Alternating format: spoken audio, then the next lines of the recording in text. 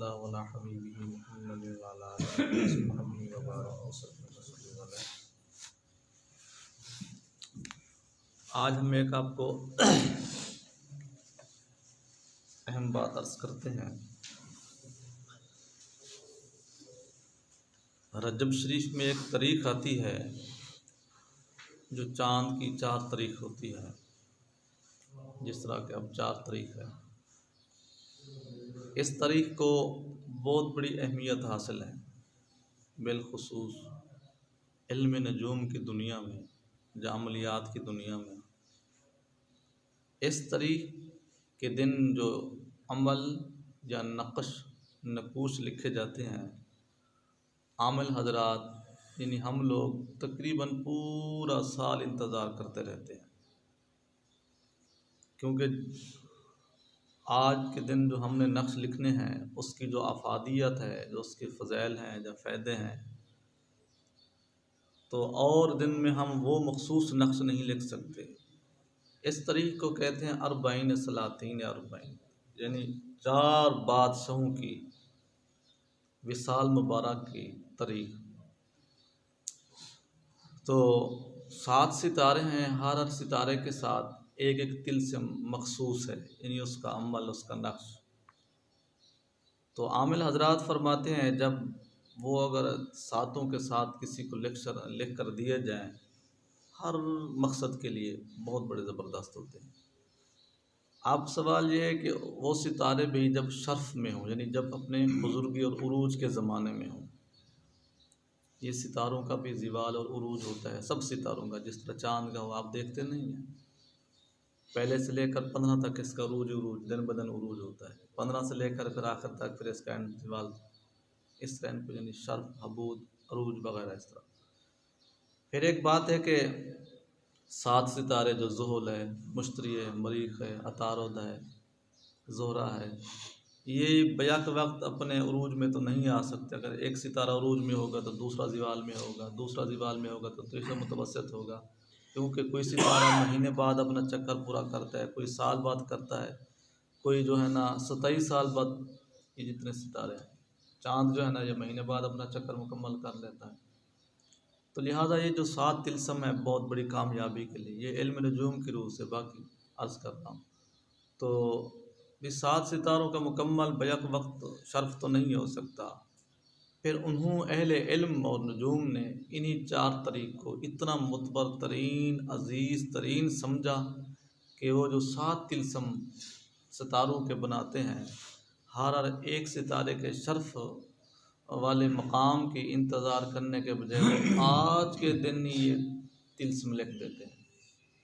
آج کے دن 40 سلاطین 40 سلاطین کی تحقیق ممکن ہے کمزور ہو، لیکن جس طرح دیکھی گئی ہے، جب پڑھی گئی ہے، یہ 4 ہستیاں ہیں، ایک مشرق کی طرف، ایک مغرب کی طرف، ایک شمال کی طرف، ایک جنوب کی طرف۔ جو شمال سے اپنا مشرق سے ہستی منسوب ہے وہ خواجہ عبدالرشید مشرقی رحمۃ اللہ تعالی۔ جو جنوب کی طرف منسوب ہے ہستی وہ خواجہ عبدالجلیل، بلکہ خواجہ جو جنوب کی طرف ہے وہ ہے خواجہ عبدالجلیل جنوبی سے رحمۃ اللہ تعالی، اور جو مغرب کی طرف ہے وہ حضرت خواجہ عبدالکریم مغربی سے رحمۃ اللہ تعالی، اور جو شمال کی طرف منسوب ہیں وہ حضرت خواجہ عبدالرحیم شمالی رحمۃ اللہ تعالی۔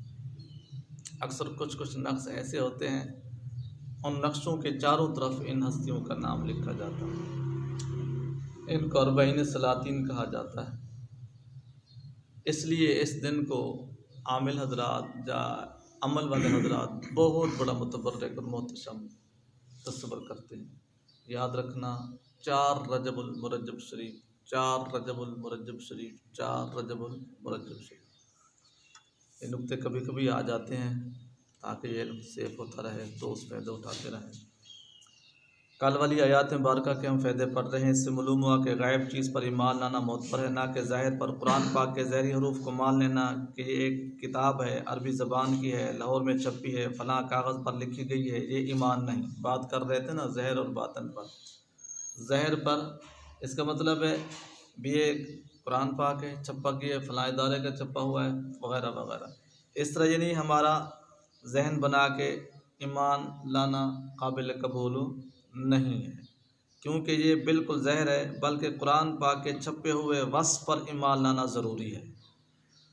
قرآن پاک کے چھپے ہوئے وصف پر کہ وہ یہ ہے کہ یہ اللہ تعالیٰ کی طرف سے آیا ہے، یعنی ہم سب کا یہ ایمان ہونا چاہیے کہ یہ کلام الہی ہے، اللہ تعالیٰ نے ہی اتاری ہے، جبرائیل علیہ السلام اس کو لے کر آئے ہیں، قلب مصطفیٰ صلی اللہ علیہ وسلم پر اتری ہے۔ حضرت جبرائیل علیہ السلام لائے ہیں، حضور علیہ السلام پر آیا ہے، کیونکہ اوصاف ظاہراً محسوس نہیں ہوتے، اس طرح حضور علیہ السلام کے ظاہری صفات کو مان لینا ایمان نہیں کہ وہ بشر تھے جس طرح کے اور لوگ مانتے ہیں، کھاتے تھے، پیتے تھے، سوتے تھے، شادیاں کرتے تھے، وغیرہ وغیرہ، بلکہ آپ کے باطنی تمام اوصافات کاملہ کو ماننا بھی ایمان کی شرط ہے کہ وہ بشر تھے، مکہ مکرمہ میں پیدا ہوئے، مدینہ منورہ میں قیام فرمایا، کھاتے پیتے تھے، سیدنا عبداللہ رضی اللہ تعالیٰ عنہ کے فرزند ارجمند تھے، آمنہ سیدہ رضی اللہ تعالیٰ عنہ خاتون کے لخت جگر نور نظر تھے، کیونکہ یہ تو ان کے ظاہری اوصاف ہیں، کیونکہ کفار بھی قائل تھے، کفار بھی تو یہی کہتے تھے نا کہ حضرت عبداللہ کے بیٹے ہیں، اپنا حضرت ہاشم کے عبد المطلب کے پوتے ہیں، بلکہ حضور علیہ السلام کے چھپے ہوئے اوصاف کو ماننے کا نام کیا ہے؟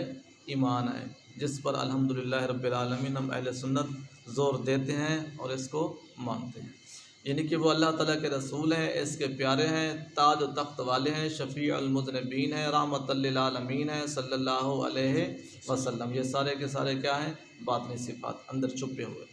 یہ اوصاف ظاہراً میں محسوس نہیں ہے، اس لیے ان کو ماننا ہی ایمان بالغیب ہوگا۔ وہابیہ اور دیوبندیہ کا حضور علیہ السلام کی بشریت کے پیچھے پڑ جانا محض بے دینی ہے۔ وہ لوگ اتنی اس چیز کو اہمیت نہیں دیتے جتنی ظاہراً کو دیتے ہیں۔ ہم کہتے ہیں آپ اللہ تعالیٰ کے نور ہیں، اللہ تعالیٰ نے آپ کو تمام علوموں کا ملکہ عطا فرمایا اور آپ جو ہے نا مختار کل ہیں، یہ تمام آپ کے پوشیدہ اوصاف ہیں، حالانکہ اس کی بے شمار دلیلیں حدیث مبارکہ میں۔ ان کو بشر ماننا ایمان نہیں، بلکہ ان کو مصطفیٰ ماننا، رحمت للعالمین ماننا ایمان ہے۔ اس لیے کلمہ میں پڑھا جاتا ہے کہ محمد الرسول اللہ، ٹھیک ہے نا، نہ کہ محمد بشر، بلکہ حق تو یہ ہے کہ اللہ تعالیٰ کو صرف خالق عالم ماننے کا نام بھی ایمان نہیں، کیونکہ اس کا خالق و رازق وغیرہ ہونا مثل ظاہر کے ہے، بلکہ اس کو رب محمد الرسول اللہ صلی اللہ علیہ وسلم ماننا ایمان ہے۔ ہم دیکھو یہ تو اللہ تعالیٰ کی ظاہراً چیزیں ہیں نا، بھی اس نے آسمان کو پیدا کیا، اس نے زمین کو پیدا کیا، اس نے یہ نہیں بلکہ یہ جس طرح، حالانکہ رب تعالیٰ خود ہی قرآن پاک میں فرماتے ہیں محبوب تیرے رب نے، فلا و ربی کا، محبوب تیرے رب نے، کہیں کہتا ہے محبوب مجھے تیرے رب کی قسم۔ جب رب تعالیٰ بھی اپنا رب ہونے کا اپنے محبوب صلی اللہ علیہ وسلم سے اتنا پیار کر کے اظہار فرماتے تو پھر ہم کو تو پھر اس سے زیادہ اس چیز کو ماننا چاہیے نا سر۔ اس لیے حق تعالیٰ نے فرمایا قل هو اللہ احد، جس سے معلوم ہوا کہ مصطفیٰ صلی اللہ علیہ وسلم کے ذریعے لئی توحید ایمان، یعنی اللہ تعالیٰ نے یہ نہیں فرمایا هو اللہ احد کہ وہ ایک اللہ ہے، محبوب آپ فرما دے کہ میں ایک اللہ ہوں، یعنی اس کا مطلب ہے توحید وہ قابل قبول ہے جو نبی پاک صلی اللہ علیہ وسلم ہمیں بتائیں، جو خود بخود توحید بنائی جائے اس توحید کی کوئی اہمیت نہیں ہے۔ توحید کی اہمیت وہی ہے جو ذات مصطفیٰ صلی اللہ علیہ وسلم نے فرمائی ہے۔ تو یہ جو توحیدیے بنے پھرتے ہیں، توحید کی رٹ لگاتے ہیں، ہم تو اس لیے کہتے ہیں کہ خدا تجھے ہدایت کرے، جو توحید نبیوں کی ذات اور اولیاء کاملین کی ذات نے بیان کیے، تم تو اس توحید کی خوشبو تک نہیں جاتے، تو تم کس توحید کی رٹ لگاتے ہو؟ ہم لوگ کیسے مشرک اور بدعتی قبولی ہو جاتے ہیں؟ ہم تو ان پاک ہستیوں کی محبت اور عقیدت اور ادب کرتے ہیں جنہوں نے حق اپنا توحید بیان کرنے کا حق ادا کیا۔ جس طرح داتا صاحب نے توحید بیان کیا، آج کل کے توحید یا کہہ سکتے کہ میں اس طرح توحید بیان کر رہا ہوں، جس طرح حضور غوث پاک نے توحید بیان کی ہے، آج کل کے عالم دعویٰ کر سکتے کہ میں نے اس طرح کی توحید بیان کی ہے۔ بارکہ اور فرمایا وَإِذَا أَخَذَ رَبُّكَ مِن بَنِي آدَمَ مِن ظُهُورِهِمْ جس سے معلوم ہوا کہ رب تعالیٰ نے میثاق کے دن ساری اولاد آدم کو اپنی پہچان اس طرح کرائی کہ ہم رب محمد ہیں۔ رب تعالیٰ فرما رہا ہے نا کہ جب تیرے رب نے وَإِذَا أَخَذَ رَبُّكَ، جب تیرے رب نے، رب تعالیٰ قرآن پاک میں بار بار فرمائے محبوب تیرے رب نے، وَإِذْ قَالَ رَبُّكَ، فرشتوں کے بنانے کا معاملہ ہوا تو کیا فرمایا، وَإِذْ قَالَ رَبُّكَ، جب تیرے رب نے فرشتوں سے کہا۔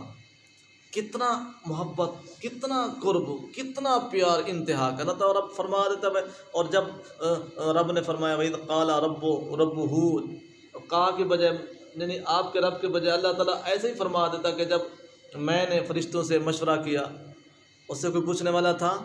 رب تعالیٰ قرآن پاک میں متعدد جگہ فرمائے تیرے رب نے اپنے محبوب کو اپنے ذات سے جدا نہ کرے، تو یہ کہیں کہ بس اللہ ہی اللہ، بس آپ ایک پیغمبر تھے، قاصد پیغام اور میسج دے کر چلے گئے، یہ میں قرآن پاک سب پڑھ رہا ہوں، ٹھیک ہے جناب، کہ ہم اور رب محمد ہیں، ٹھیک ہے جناب۔ یہ سب بات ایمان بالغیب میں داخل ہے۔ رب نے اپنی مخلوقات میں غیب و شہادت رکھے ہیں۔ ہمارا بدن شہادت ہے، یہ کیا ہے، اعضاء ہے، یہ منہ ہے، یہ سر ہے وغیرہ۔ قلب اور روح غیب ہے۔ کوئی دل کو جانتے ہیں ہم لوگ؟ نہیں جانتے۔ روح کو جانتے ہم لوگ؟ نہیں جانتے۔ درخت اور اس کی سبز و شہادت ہے، اور جڑ اور درخت کا وہ رس جس کے سوکھ جانے سے درخت خشک ہو جاتا ہے، یہ کیا ہے، غیب ہے۔ جڑ غیب ہے نا اندر۔ ایسے ہی ایمانیات کے لیے غیب و شہادت ہے۔ کافی سارے چیزیں ایسی ہیں جو ظاہراً ہیں، کافی سارے چیزیں ایسی ہیں جو باطناً ہیں۔ ظاہراً کو ماننا اتنا کمال نہیں جتنا کہ باطن کو ماننے سے ایمان مکمل ہوتا ہے، بلکہ باطن کو ماننے کا نام ہی ایمان ہے۔ ابلیس نے حضرت آدم علیہ السلام کا ظاہراً شہادت کی چیز دیکھی، یعنی ان کا جسم اطہر اور جسم مبارک کی ساخت بھی اس طرح بنایا گیا، ایسے بنا رہا 40 دن جو ہے نا بیت اللہ شریف میں آپ کا جسم تشریف فرما رہا، بارش ہو، یعنی اس ظالم نے ظاہراً دیکھا نا، جس طرح کہ آج کل کے توحیدی ظاہراً نبی پاک صلی اللہ علیہ وسلم کی ذات پاک کی آڑ میں آ کر ان کے دل میں وہ احترام، وہ محبت، وہ خلوص نہیں ہے جو وہ شاکان رسول جہل سنت میں ہے، اس میں کوئی شک نہیں۔ مگر ان کا اندرونی وصف خلافت الہیہ نہ دیکھی کہ اللہ تعالیٰ نے آپ کو خلافت الہیہ عطا فرمائی، آپ کو تمام علوم عطا فرمائی، آپ کو نبوت عطا فرمائی، یہ تو باطنی وصف تھے نا جو غیب تھی، اس لیے مارا گیا۔ اب بھی جن کی نظر حضور علیہ السلام کی بشریت پر ہے وہ ابلیس کی طرح بد نصیب ہے۔ مسلمان تقریباً جو عشق سے کورے ہیں نا، وہ آپ کی زہری چیز کو دیکھتے ہیں کہ آپ کو جو نا اپنا لگائے گئے، وہ پتھر مارے گئے، آپ لہو لوان ہو گئے، ٹھیک ہے نا جناب، آپ بخار ہو گیا، آپ کمزور ہو گئے، آخر میں تھوڑا سا آپ کا جسم اطہر وزنی ہو، یعنی وہ ظاہر چیزوں کو دیکھتے ہیں، حالانکہ نبوت باطن چیز ہے کہ ظاہری چیز ہے؟ باطن ہے۔ ہم سب کو حکم باطن چیز کو ماننے پر، باطن مانیں گے تو مسلمان ہوں گے۔ رسول اللہ ظاہری چیز ہے کہ باطنی چیز ہے؟ باطنی۔ نبوت باطنی، قرآن پاک اترنا باطنی، علم غیب باطنی، اختیارات باطنی، اللہ تعالیٰ کا محبوب ہونا باطنی، رحمت للعالمین ہونا باطنی، شفیع المذنبین ہونا باطنی، خاتم النبیین ہونا باطنی۔ اصل چیز باطنی ہے۔ باطنی کو مانو گے تو ہم قابل ایمان اور کامل ایمان ہو گے۔ ظاہراً کھڑے رہے تو پھر کفار بھی تو آپ کو ظاہراً مانتے تھے۔ اس لیے یہاں ارشاد ہوا کہ یؤمنون بالغیب، قرآن پاک کے ظاہری الفاظ شہادت کے ہیں۔ ظاہری الفاظ یعنی لکھو، اس کو ایسے لکھا جاتا ہے، اس کو موڑ کے لکھا جاتا ہے، اس کو لمبا کر کے، یہ کیا ہے؟ یہ ظاہراً ہے۔ قرآن پاک کو باطن ماننا ہے۔ باطن کیا ہے کہ یہ اللہ تعالیٰ کی کلام ہے، ٹھیک ہے جناب۔ اس کا کلام الہی ہونا غیب۔ اب جو حضور علیہ السلام کو صرف بشر یا ابن عبداللہ یا عربی ہاشمی ہونا مان لے، وہ مومن نہیں ہے، ٹھیک ہے جناب۔ یہ اوصاف تو ابو جہل بھی مانتا تھا کہ آپ عربی بھی ہیں، ہاشمی بھی ہیں، حضرت عبداللہ رضی اللہ تعالیٰ عنہ کے بیٹے بھی۔ ظاہراً اوصاف تو کافر بھی مانتے تھے۔ ایمان ہے باطناً اوصاف کو ماننا۔ حضور علیہ السلام نبی، رسول، شفیع، خاتم الانبیاء وغیرہ ماننا ایمان ہے۔ یہ ہے حضور علیہ السلام کے غیبی اوصاف۔ مفتی صاحب کی قبر پر کروڑ لا تعداد رحمتیں تفسیر کر جاتے ہیں جو ایمان لے بالغیب پر۔ اس طرح کی تشریح ہم جیسے خاکساروں کو کون سمجھائے گا؟ اس طرح کے نکات ہم سب کے دماغ کو فرضوں پر کون فٹ کرے گا؟ اس طرح کے دماغ ہم لوگ اپنی پبلک میں بٹھائیں گے، اپنی ڈریسر کو بتائیں گے، عوام کو بتائیں گے، تو ان کو پتہ چلے گا ایمان کا مقام کیا ہے، رسول پاک صلی اللہ علیہ وسلم کا شان کیا ہے، کلام الہی کیا ہے۔ اصل تشریحیں اور تفسیریں یہ ہیں جو عشاقان رسول صلی اللہ علیہ وسلم کر گئے ہیں۔ دو تین اعتراض ہیں وہ پڑھتے ہیں۔ بھلا پہلا اعتراض، غیب چیزوں پر ایمان لانا کیوں ضروری ہے؟ جواب، اس لیے کہ ایمان کی حقیقت ہے اللہ و رسول صلی اللہ علیہ وسلم جل وعلا پر اعتماد ہونا۔ ٹھیک ہے جناب، چیز کو دیکھ کر یا سن کر تو ہر شخص مان لیتا ہے نا، یہ کون سا کمال ہوتا ہے؟ ہم سورج کو دیکھ کر کہیں گے یہ سورج ہے، یہ تو پھر کمال نہ ہوا۔ سورج نے اپنے آپ کو ظاہر کروایا تو ہم نے مان لیا نا۔ ہاں، ہم جب صبح نماز کے لیے اٹھتے ہیں تو ہم کہہ رہے ہیں کہ دن ہونے والا ہے، یہ کمال ہے۔ کبھی سورج نہیں آیا نا، ہم نے پہلے تسلیم کر لیا کہ اب دن کا آغاز ہو گیا ہے۔ مگر وہ چیز جو اس سے غائب ہو اور عقل میں نہ آئے، اس کو صرف اس لیے ماننا کہ وہ رسول اللہ صلی اللہ علیہ وسلم نے فرمائی ہے۔ دوسری زبردست مثال یہ ہے کہ جو چیز ذہن میں بھی نہ ہو، عقل بھی تسلیم نہ کرے، لیکن یہ کہ ذات رسول اللہ صلی اللہ علیہ وسلم نے فرما دیا، ہمارے عقل میں نہیں آ رہی نا، ہم اپنے عقل کے محتاج نہیں ہوں گے۔ ہمارا ادراک نہیں پہنچ رہا نا، ہم اپنے ادراک کے محتاج نہیں ہیں۔ مان اس لیے رہیں، اور بلکہ ماننا ضروری ہے کہ ذات مصطفیٰ صلی اللہ علیہ وسلم نے فرما دیا۔ ٹھیک ہے نا، یہ اس بات کی دلیل ہے کہ اس کی دل میں اطاعت ہے۔ مرتے وقت ملائکہ موت کو دیکھ کر اس طرح قیامت کے قریب آفتاب کو مغرب سے نکلتا ہوا دیکھ کر ایمان لانا ہرگز قبول نہیں ہے۔ قیامت کی نشانیوں میں نا اب تک کسی نے فرشتوں کو دیکھا ہے؟ نہیں دیکھا، لیکن ہمیں حکم کیا ہے کہ آمنت باللہ و ملائکتہ، پڑھو کہو کہ میں ایمان لایا اللہ پر اور ملائکہ پر۔ جو بندہ کہے میں ملائکہ کو نہیں مانتا، میں دیکھوں گا تو پھر مانوں گا، جب بندے کا وقت قریب آتا ہے نا، اس وقت اس کو فرشتے نظر آتے ہیں، پیروں کی طرف کھڑے ہوئے، سر کی طرف کھڑے ہوئے۔ جب قیامت آئے گی تب تو وہ دیکھ لے گا کہ سورج جو یہاں سے روزانہ نکلتے ادھر سے نکلے گا۔ پھر اب تو یعنی کہ حدیث پاک میں ہے نا کہ قریب قیامت سورج ادھر سے نکلے گا۔ ہم اس کو کیوں مان کر بیٹھے ہیں؟ دلو کہ ذات رسول اللہ صلی اللہ علیہ وسلم نے فرمایا۔ ٹھیک ہے نا جناب، ہم اس لیے مان کر بیٹھے ہیں۔ اگر آپ کوئی نہیں مانتا بھی یار یہ کیسے ہو سکتا ہے، یہ کیسے ہو سکتا ہے، ہزاروں کروڑوں سال سے سورج یہاں سے طلوع ہو رہا ہے، یہاں سے کیسے ہو؟ پھر جب وہاں سے سورج نکلے گا تو وہ مان لے گا، تو پھر اس کا ایمان کیوں قبول نہیں ہے کہ اس نے دیکھ کر مان لیا ہے؟ ہمارا ایمان کیوں قبول ہے کہ ہم ذات مصطفیٰ صلی اللہ علیہ وسلم کے فرمان مبارک کو مان کر ایمان لے آئے کہ آپ نے فرمایا بالکل سچ ہے، برحق ہے، پرفیکٹ ہے۔ کیونکہ اس سے نبیوں کی خبروں پر اعتماد نہ ہوا بلکہ اپنی آنکھ پر اعتماد ہوا۔ اللہ رب العزت نے فرمایا نا کہ میرے نبیوں کی خبروں پر اعتماد کرو، کہ ان سے سن کر نہ مانا، آنکھ سے دیکھ کر مانا۔ سچ پوچھو تو ایمان کی جان تو یہ ہے کہ رسول اللہ صلی اللہ علیہ وسلم کی خبر پر اپنے حواس سے زیادہ اعتماد کرنا حق یہ ہے۔ ہماری جہاں تک رسائی ہے نا، ان سے بھی بڑھ کر ذات رسول اللہ صلی اللہ علیہ وسلم کے فرامین کو ماننا۔ اگر ہم آنکھوں سے دیکھ رہے ہیں کہ اس وقت دن ہے اور نبی پاک صلی اللہ علیہ وسلم فرماتے ہیں کہ اس وقت رات ہے، تو ہمیں رات ہی ماننا پڑے گی، تب ہم کامل ایمان ہوں گے۔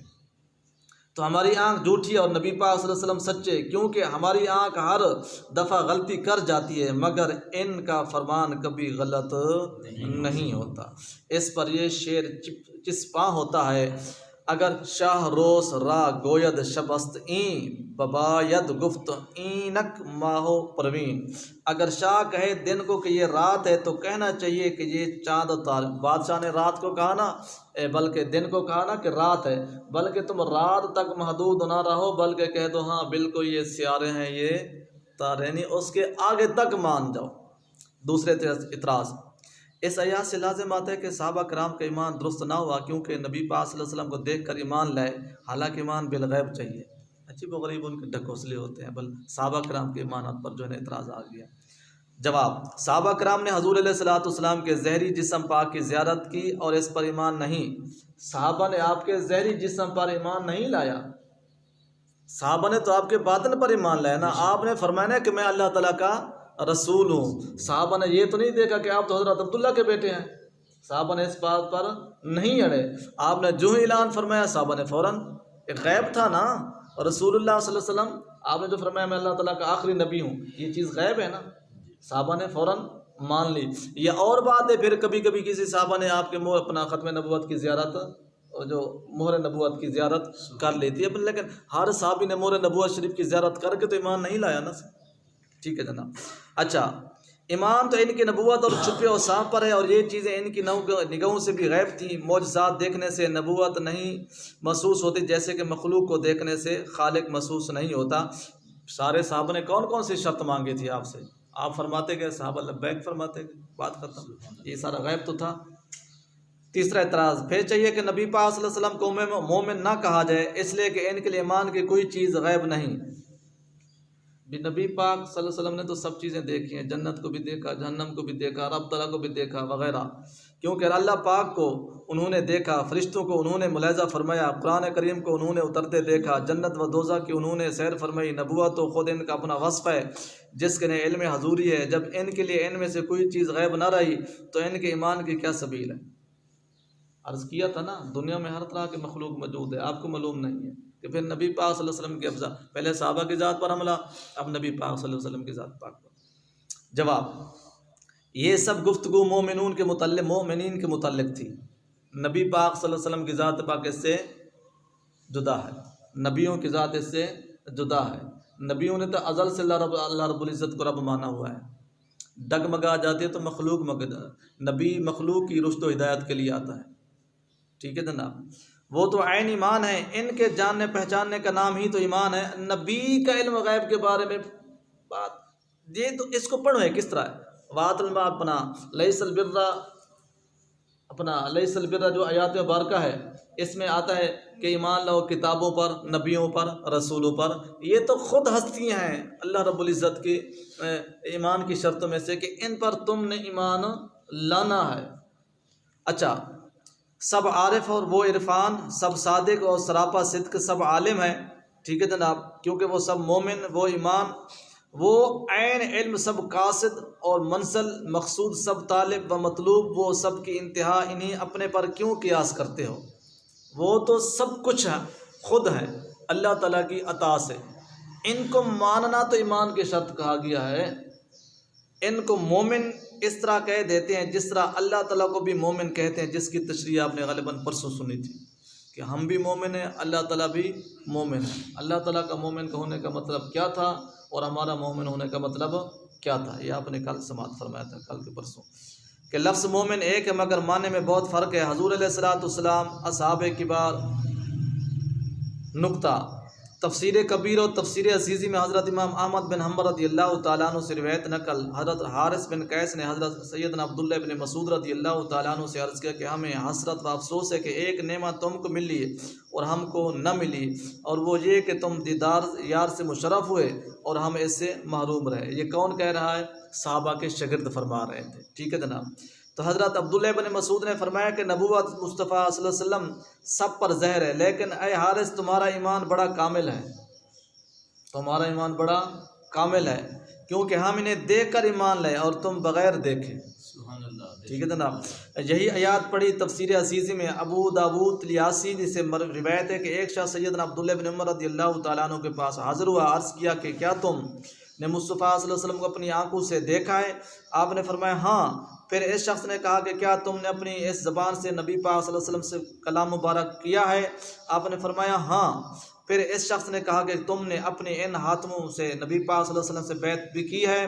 فرمایا ہاں۔ پھر اس شخص پر وجد حالت طاری ہو گئی، جو پوچھ رہا تھا کیا ہو گیا؟ وجد طاری ہو گیا، اور غشی کی حالت میں کہنے لگا تم لوگ کیا ہی خوش نصیب ہو۔ تو حضرت سیدنا عبداللہ بن عمر رضی اللہ تعالیٰ عنہ نے اس کا حال دیکھ کر فرمایا کہ میں تجھے ایک حدیث پاک سناتا ہوں، وہ یہ ہے کہ میں نے حضور علیہ الصلوۃ والسلام کو فرماتے سنا کہ مبارک وہ شخص جو مجھے دیکھ کر ایمان لائے، مبارک وہ شخص جو مجھے دیکھ کر ایمان لائے، اور بڑا مبارک وہ ہے شخص ہے جو بغیر دیکھے مجھ پر ایمان لائے۔ ان حدیثوں سے ہمارے اس کلام کی پوری تائید ہو جاتی ہے جو مفتی صاحب نے جو جواب دیا۔ اچھا، آخری اعتراض جناب، روایات سے ثابت ہے کہ بعض اولیاء اللہ اور صحابہ کرام پر سارے غیب ظاہر ہو جاتے ہیں، جیسے حضرت زید رضی اللہ تعالیٰ عنہ نے حضور علیہ الصلوۃ والسلام سے عرض کیا کہ جنت و دوزخ کے سارے طبقے میرے سامنے ہیں، ٹھیک ہے جناب۔ یا کہ حضور غوث پاک رضی اللہ تعالیٰ عنہ فرماتے ہیں کہ میں نے اللہ تعالیٰ کے سارے شہروں کو اس طرح دیکھا جیسے کہ چند رئی کے دانے، نظرت الی بلاد اللہ جمیعا کخردلۃ علی حکم التین صالح۔ تو ان حضرات کو غیب پر ایمان حاصل نہ ہوا، کیونکہ جب کوئی چیز ان کے لیے غیب رہی ہی نہیں تو غیب پر ایمان کیسا؟ جواب، ایک تو یہ ہے کہ دیکھ کر ایمان لانا، اور ایک ایمان لا کر دیکھنا۔ غیب پر ایمان لانا ایک بات، غیب پر ایمان لا کے پھر ان کو دیکھنا دوسری بات۔ ان پاک ہستیوں نے جب ایمان لایا تو غیب پر لایا، دیکھ کر نہیں لایا۔ ہم اسلام آباد کو شہر سمجھتے ہیں نا، دارالخلافہ سمجھتے ہیں نا، مانتے ہیں نا بھی ہمارے صدر اور وزیر اعظم کی وہاں رہائش ہے، جب پاکستان کا دارالخلافہ ہم نے دیکھا نہیں، چلو ہم نے دیکھا، کسی نے دیکھا نہیں، اس کو مانتے ہیں نا۔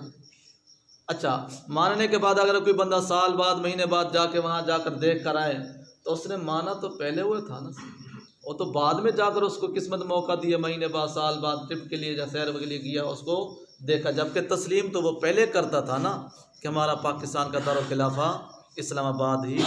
صحابہ علیہ رضوان مانتے پہلے تھے، یہ اللہ تعالیٰ کی طرف سے ان کو کوئی چیزیں دکھا دی گئی تو ان کا یہ کون سا بلا اعتراض کی جگہ ہے۔ اچھا، ایمان لا کر دیکھنا، دیکھ کر ایمان لانا معتبر نہیں ہے۔ یہ حضرات غیب چیزوں پر ایمان لائے تھے، بعد میں نور ایمانی کی زیادتی کی وجہ سے وہ غیب چیزیں ان پر ظاہر ہو گئی۔ جس طرح کہ ایک بندے کے پاس وسائل نہیں تھے، وسائل ہے، گاڑی ہے، تو وہ اسلام آباد کا جا کے چکر اس نے لگا لیا، پہلے تو مانتا رہا نا۔ لہٰذا ان کو ایمان بالغیب اعلیٰ درجے کا حاصل ہوا۔ اس کی تائید حضرت ابراہیم علیہ السلام کے اس واقعے سے ہوتی ہے کہ انہوں نے بارگاہ الہی میں عرض کیا کہ مجھے دکھا دے تو مردوں کو کس طرح زندہ کرے گا۔ ارشاد ہوا اولم تؤمن، اے پیارے خلیل کیا تو مومن نہیں ہے؟ جو آج ہم نے نماز میں پڑھی ہے، وَإِذْ قَالَ رَبُّكَ وَإِذْ قَالَ إِبْرَاهِيمُ رَبِّ أَرِنِي كَيْفَ تُحْيِي الْمَوْتَى، اپنا سورۃ البقرہ 3 پارہ۔ ابراہیم علیہ السلام نے فرمایا مولا مجھے دکھاؤ کس طرح تم مردوں کو زندہ کرو گے۔ اچھا، کیا تم اس پر ایمان نہیں لائے؟ عرض کا کہ ہاں، لیکن دل کو اطمینان کے لیے حق الیقین چاہتا ہوں۔ تو دیکھو کہ ان کو ایمان پہلے حاصل ہو چکا ہے، بعد میں انکشاف ہوا۔ ابراہیم علیہ السلام کے ایمان میں کوئی شک تھا، آپ نے فرمایا مولا میں مومن ہوں، لیکن حق الیقین کے لیے۔ تو لہٰذا اس آیات سے معلوم ہوا کہ علم غیب کے بغیر ایمان حاصل نہیں ہوتا، کیونکہ ایمان یقین کا نام ہے، اور یقین علم کی انتہا درجہ ہے۔ جب کسی کو غیب کا علم نہ ہو تو یقین کیسے ہوگا؟ ٹھیک ہے جناب، ہم قیامت، دوزخ، جنت، رب کی ذات و صفات کو جانتے ہیں، تب بھی اس پر ایمان لاتے ہیں، اور یہ سب چیزیں غیب ہیں اور ان کا جاننا علم غیب ہے۔ تفسیر کبیر نے اسی جگہ لکھے کہ ہر مسلمان کہہ سکتا ہے کہ میں غیب جانتا ہوں۔ ہم بھی کہہ سکتے ہیں، آپ بھی کہہ سکتے ہیں، کیوں کہ ہم ان غیبوں پر ایمان لائے ہوئے ہیں۔ ٹھیک ہے، لیکن علم غیب کی 2 صورتیں ہیں، ایک سن کر جاننا، ہم نے سن کر جانا ہے نا کہ جنت ہے، جہنم ہے، رب ہے۔ دوسرا دیکھ کر سن کر جاننے کو علم غیب کہتے ہیں، دوسرا ہے دیکھ کر، ایک ہے سن کر۔ اچھا، جو سن کر جاننے کو علم غیب کہتے ہیں، جیسے ہم کو قیامت وغیرہ چھپی ہوئی چیزوں کا علم نبی پاک صلی اللہ علیہ وسلم کے فرمانے سے ہوا، اور دیکھ کر جاننے کو علم غیب کہتے ہیں، جیسے کہ انبیاء کرام اور اولیاء اللہ کا علم ہے۔ اس لیے صوفیاء کرام اس آیات کریمہ کے معنی یہ فرماتے ہیں کہ متقی وہ ہیں جو ایمان لاتے ہیں اس نور غیبی سے، ٹھیک ہے نا، جو رب تعالیٰ کی طرف سے ان کو ملا۔ اور اس کی تائید یہ حدیث پاک بھی کرتی ہے کہ مومن نور الہی سے دیکھتا ہے۔ حدیث پاک ہے نا، مومن اللہ تعالیٰ کے نور سے ینظر بنور اللہ، اس طرح کی حدیث میں بات کا ہے۔ اللہ تعالیٰ ہم سب کو قرآن کریم کی اصل اور حقیقت سمجھنے کی توفیق عطا فرمائے۔ بسم اللہ الرحمن الرحیم، والصلاۃ والسلام علیک یا سیدی۔